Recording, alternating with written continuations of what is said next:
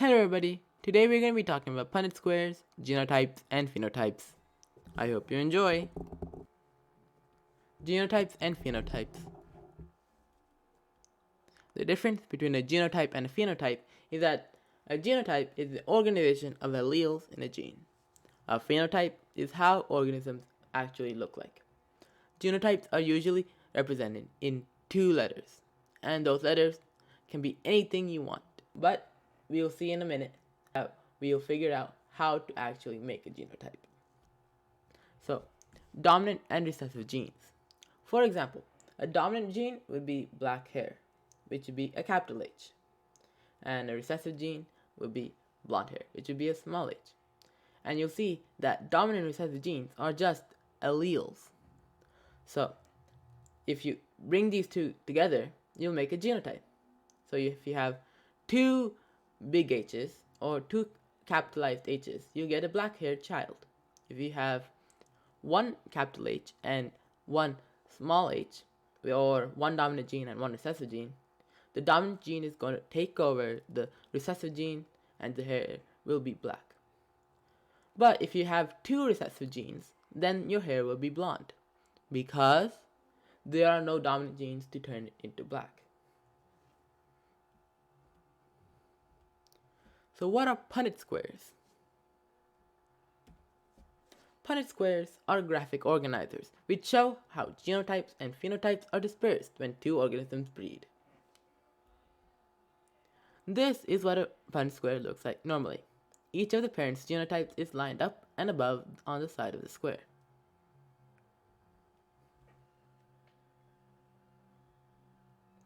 Punnett squares are useful to figure out the genotypes of children as well as figuring out the genotype of the parents.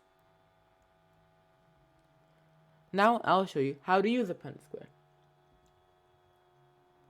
So here we have a Punnett square with the father's genes on top, or the father's genotype is on top, and the mother's genotype is actually on the side. So here's the legend. So you'll see that if you want black hair, your genotype has to be a big T and a small t, or 2 big T's. But if you want brown hair, you want 2 small t's. So let's see in this Punnett square how their children of the mother and father will be.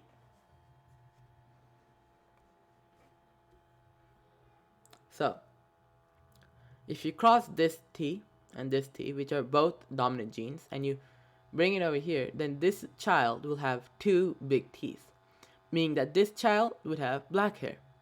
And if you look around this square, you'll see that this is the only child with the genotype big T, big T. So because of that, we'll know that this child is a black-haired child.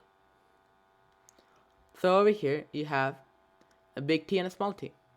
Since the big T overcomes the small t, you'll see that this hair is black.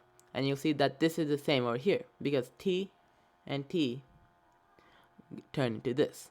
So you're basically multiplying the T's. And finally, over here we have a small t and a small t.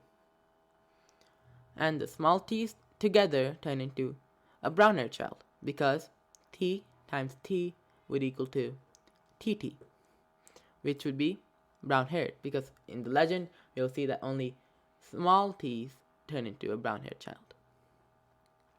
So if this is a black-haired child, and this is a black-haired child, and this is a black-haired child, but this is a brown-haired child, we can say that 75% of the children the father and the mother makes, around 75%, will be black-haired, whereas 25% will be brown-haired, because only 1/4 of these children are actually brown-haired children.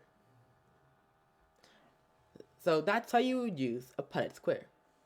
You take the father's and mother's genotypes, you cross them in like this formation, and then you get a Punnett square, where you can see the children's genotypes and the probability of you getting a brown-haired, black-haired child. Or you can do this with any trait you want, as long as you know the father's or mother's genotype. Goodbye, and I hope you liked this video.